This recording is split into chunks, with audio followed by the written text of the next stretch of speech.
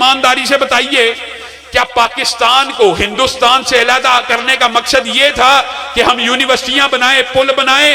ہاں بنانے چاہیے، انکار نہیں ہے، لیکن اگر یہ مقصد تھا کہ یونیورسٹیاں بنائی جائیں، پل بنائے جائیں، سڑکیں بنائے جائیں، پاکستان کو اس لیے حاصل کیا گیا تھا کہ ایک ایسا زمین کا ٹکڑا ہونا چاہیے جہاں پہ رب کی دھرتی، رب کا نظام آئے، اس لیے اس وطن کو حاصل کیا تھا۔ آج ہم اس لا الہ الا اللہ کی بنیاد کو بھول کر لوگوں کو یہ مغالطہ ڈالتے ہیں جی کچی نالی پکا کرنے کے لیے اگر پاکستان بنا تھا تو پھر یاد رکھ لیجئے ہندوستان آپ سے جیت چکا ہے۔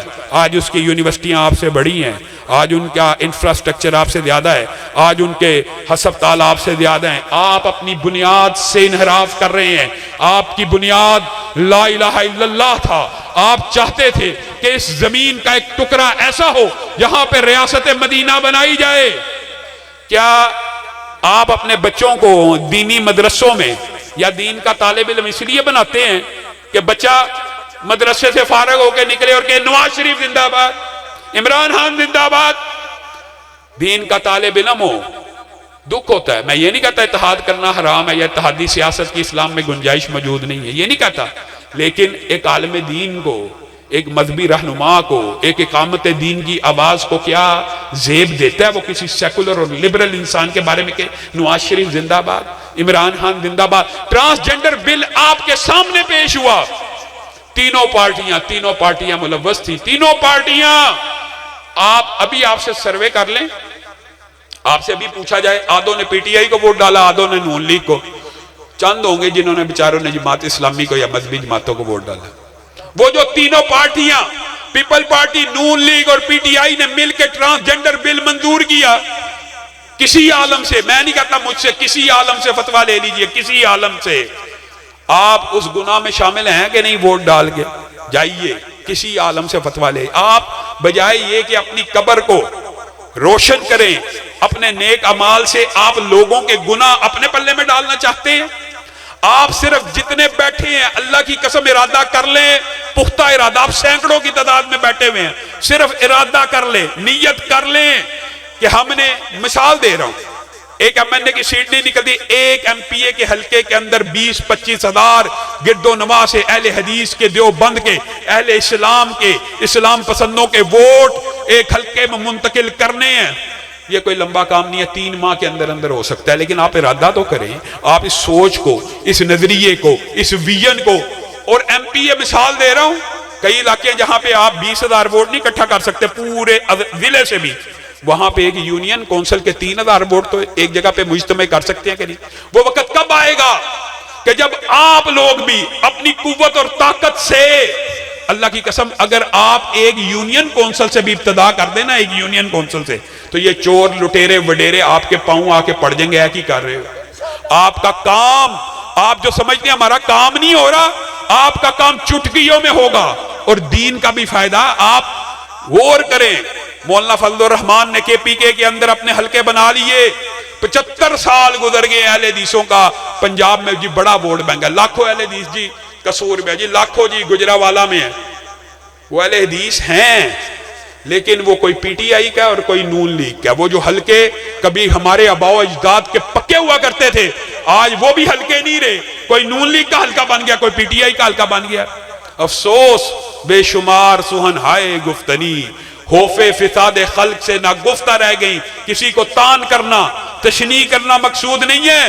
آج آپ کو ہماری یہ آواز نکارخانے میں توتی کی آواز لگ رہی ہوگی، لیکن ایک وقت آئے گا، میں دعویٰ کرتا ہوں ایک وقت آئے گا، گھر گھر سے یہ صدا نکلے گی، یہ آواز اٹھے گی، اور آپ اس وقت یہ سوچیں گے ایک وقت تھا جب کسی نے ہمارے کان میں اس بات کی اذان دی تھی، جب تک اپنے پاؤں کے اوپر کھڑے نہیں ہوگے، اپنی قوت کو مجتمع نہیں کرو گے، اگر بکھرے ہوئے ہو مل جاؤ، بکھرے ہوئے ذرات ہو تو مل جاؤ کہ صحرا نظر آئے، بکھرے ہوئے قطرات ہو تو مل جاؤ کہ دریا نظر آئے۔ اور پھر جب یہ دریا جھوم کے اٹھتے ہیں تو تنکوں سے ٹالے نہیں جاتے۔ اور علامہ شہید ہی کے الفاظ میں، دار و رسن کی گود کے پالے ہوئے ہیں ہم، سانچے میں مشکلات کی ڈالے ہوئے ہیں ہم، وہ دولت جنوں کے زمانے سے اٹھ گئی، اس دولت جنو کو سنبھالے ہوئے ہیں ہم۔ برادر اکبر بھی آپ کے کانوں میں اس بات کی اذان دے رہے، میں علامہ شہید کا ادنا بیٹا آپ کے کانوں میں یہ آواز دے رہا، صدا دے رہا، اذان دے رہا، اٹھ جائیے، اٹھیے، بیدار ہو جائیے۔ کیا آپ ختم نبوت کی اس جد و جہد میں ہمارا ساتھ دینے کے لیے تیار ہیں؟ دفاع صحابہ کے لیے، اس کاز کے لیے۔ اور ایک بات کہہ کے اپنی بات کو ختم کروں گا۔ بعض لوگ کہتے ہیں جی یہ جی سیٹ حاصل کرنے کی جد و جہد ہے۔ اللہ کی قسم، سیٹ کو حاصل کرنا ہو، کسی بھی سیکولر پارٹی کی طرف سے الیکشن لڑ لیا جائے، اور دل میں خیال آتا ہے کہ الیکشن لڑ لیا جائے، اتحادی سیاست کو حرام بھی نہیں سمجھتے، لیکن یہ رستہ کٹھن ہے، یہ رستہ مشکل ہے، یہ رستہ۔ اور میں ایک بات آپ کو اور بتلانا چاہتا ہوں کہ ہم جیت گئے تو بھی، اور اگر نہ جیتے پھر بھی ایمانداری سے بتلائیے، آپ کے سامنے ہماری زندگی ہے۔ کیا دفاع صحابہ کے لیے ہمیں کسی سیٹ کی ضرورت ہے؟ کیا ختم نبوت کے دفاع کے لیے کسی سیٹ کی ضرورت ہے؟ کیا حرمت قرآن کے دفاع کے لیے کسی سیٹ کی ضرورت ہے؟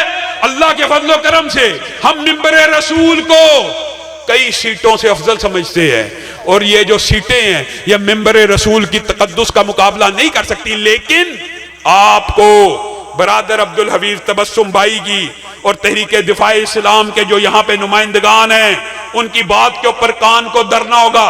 اپنے ووٹوں کو ایک حلقے کے اندر ایک یونین کونسل سے ابتدا کر